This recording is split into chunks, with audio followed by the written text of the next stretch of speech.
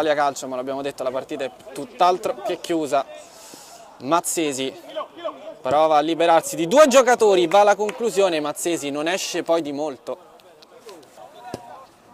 Starace questa volta preferisce andare lungo, poi il pallone in qualche modo rimane lì, c'era Mazzesi che segna il 3-1 del Testaccio ed è triplo vantaggio con il gol anche del numero 9.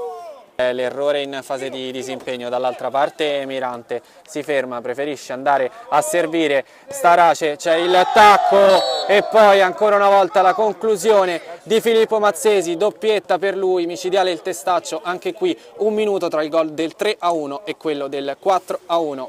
Testaccio, Mazzesi prova l'imboccata centrale, ancora Mazzesi al tiro!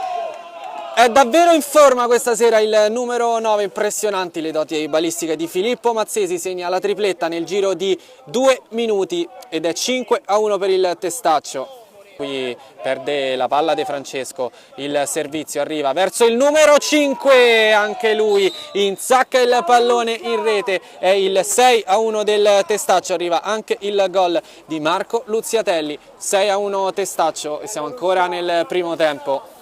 Arrivare però il cross verso l'area, ci arriva adesso a tu per tu col portiere, è presente Cerqua, poi l'altra conclusione di Filippo Mazzesi, una partita straordinaria quella del numero 9, un altro gol per Filippo Mazzesi ed è il 7-1 del Testaccio. Calcio di punizione a favore del Testaccio, già battuto, Starace verso Mazzesi, arriva la sponda, la conclusione di Mancinelli, risponde però Cerqua,